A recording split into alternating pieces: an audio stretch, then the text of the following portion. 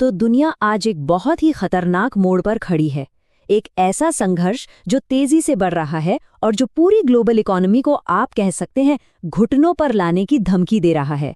चलिए सीधे हॉर्मुज जल डमरू मध्य संकट के दिल में उतरते हैं और समझते हैं कि इसका हम सब पर क्या असर पड़ सकता है। ये सिर्फ शब्द नहीं है, ये कोई खोखली धमकी नहीं है। ईरान के इस्लामिक रेवोल्यूशनरी गार्ड कोर्प्स की तरफ से आया ये ऐलान, ये एक सीधी चेतावनी है। और इसी के साथ एक ऐसे संकट की शुरुआत हो रही है जिसकी लहरें पूरी दुनिया महसूस करेगी। तो इस पूरी उलझी हुई सिचुएशन को समझने के लिए हम अपनी पड़ताल को 5 हिस्सों में देखेंगे। हम थोड़ा इतिहास में झांकेंगे, आज के हालात को समझेंगे और यहाँ तक कि एक ग्लोबल जंग के खतरनाक रास्ते पर भी नजर डालेंगे।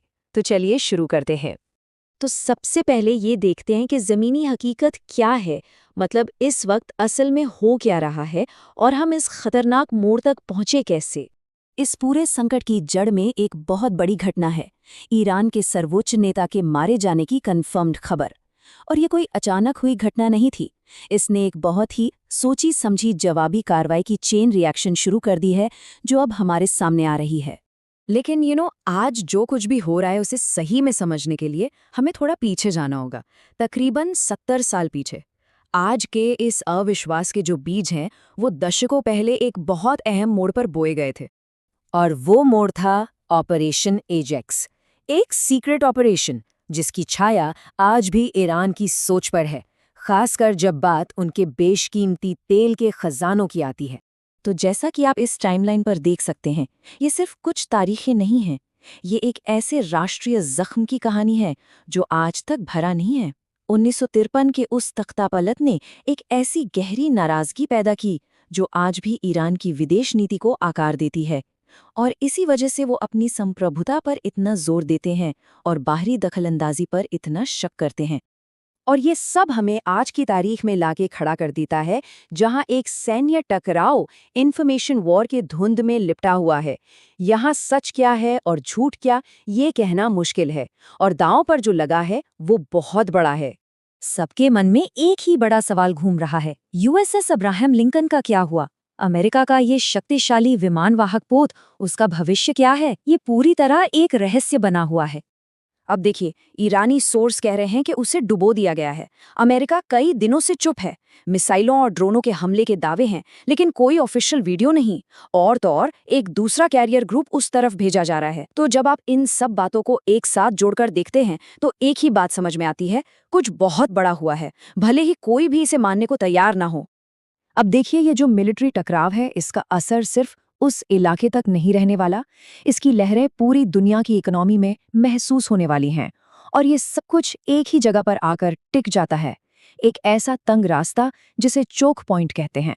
बस इस एक नंबर पे ध्यान दीजिए, 20%, दुनिया का 20% तेल। सोचिए, हर रोज इसी पतले से रास्ते स्ट्रेट ऑफ हॉर्मुज से होकर गुजरता है। ये पूरी दुनिया के व्यापार की, आप कह सकते हैं, लाइफलाइन है।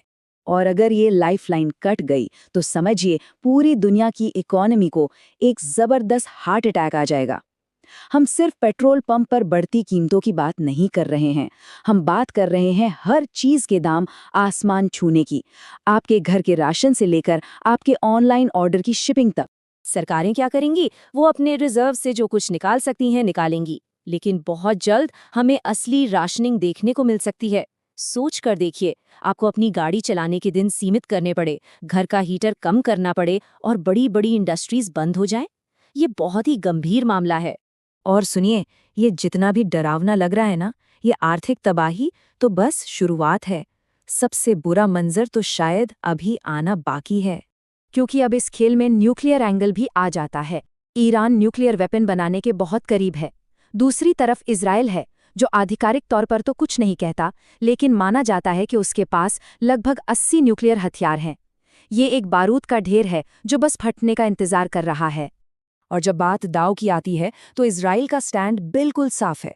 ये कोटेशन सब कुछ कह देता है। अगर हम पर न्यूक्लियर हमला हुआ तो हम हमलावर देश को नक्शे से मिटा देंगे, इसमें कोई शक की गुंजाइश नहीं है। लेकिन ईरान इस लड़ाई में अकेला नहीं है। ये चार्ट देखिए, आपको अंदाजा हो जाएगा कि उसे सपोर्ट कहाँ-कहाँ से मिल रहा है। रूस से मिलिट्री हार्डवेयर और टेक्नोलॉजी मिल रही है, चीन इकोनॉमी को सहारा दे रहा है। ये एक बहुत शक्तिशाली गठबंधन है जो किसी भी जंग का पूरा हिसाब-किताब बदल सकता है। और यहीं से तीसरे विश्व युद्ध का एक बहुत ही खतरनाक रास्ता खुलता है। जरा इस फ्लो को देखिए। पहला कदम, ईरान न्यूक्लियर हथियार बना लेता है। दूसरा, इजराइल अपने वादे के मुताबिक जबरदस्त जवाबी हमला करता है। तीसरा, रूस और चीन अपने साथी ईरान को बचाने के लिए बीच में कूद पड़ते हैं। और आखिरी कदम, दुनिया की न्यूक्लियर ताकतों के बीच सीधी जंग। ये एक बुरे सपने जैसा मंजर है। तो ये सब हमें एक कगार पर लाकर छोड़ देता है।